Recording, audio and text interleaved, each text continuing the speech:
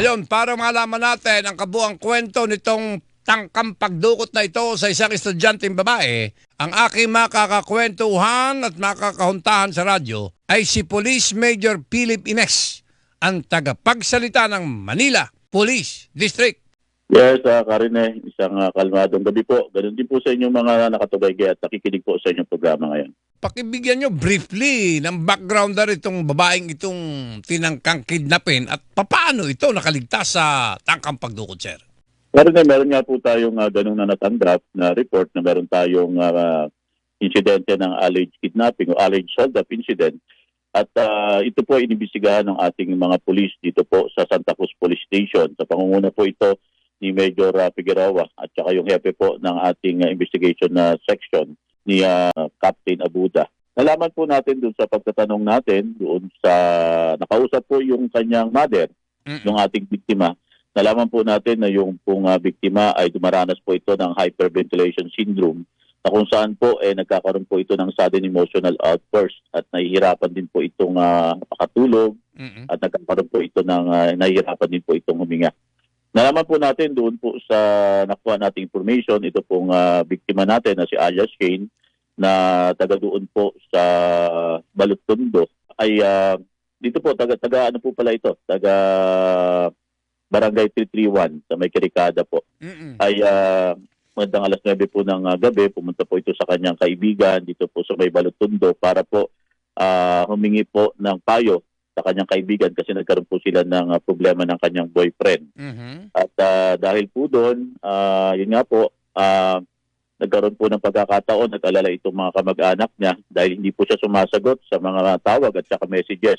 At dahil po doon, nag-post po yung kanyang kamag-anak sa social media na nawawala po itong kanila pong kamag-anak. At nakatanggap din po sila ng mga text na humihingi po ito ng tulong. Pero ganun pa man po, nakuha po natin doon sa ating pag-iimbestiga, ito po ay hindi kayang susugan ng mga nabanggit po doon na ito po siya ay nakidnap at o na-hold up. Ito po yung hawak-hawak nating incident report, galing po ito ng Santa Cruz Police Station. Kung sakali man po na magkakaroon po tayo ng iba pang mga impormasyon na maaaring masabi natin na masususugan yung kanya pong claim, gagawa po tayo ng panibagong report. Pero sa ngayon po, nakita po natin na ito po ay walang katotohanan, wala pong nangyaring kidnapping at hold-up incident po. Walang nangyari. So in other words, gawa-gawa lang niya ito, report na ito, itong ganito. Hindi po natin alam kung ano po yung nasa isip ng ating biktima. Ang alam lang po talaga natin ay nagkakaroon po siya ng hyperventilation syndrome. At yun naman po ay ayon sa kanyang ina.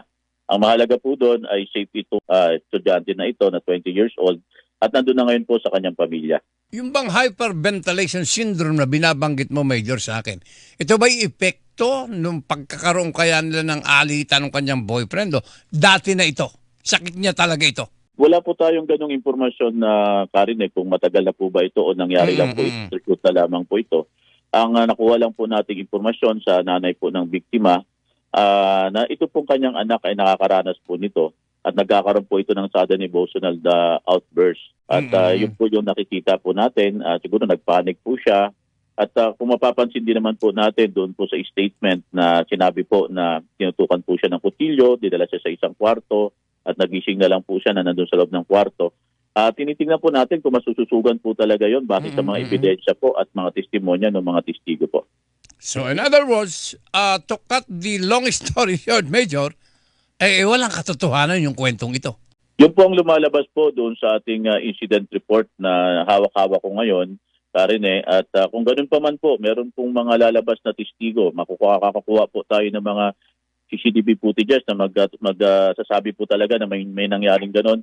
Hahanapin po natin para mapanagot natin kung sino man po yung gumawa nito sa kanya. Ay, siya na may wala. Anay, okay na yan. Tapos na yung kwento. Anyway, holiday ngayon. Kumusta naman ang AOR mo? Ang buong Maynila. Karine, tama po kayo.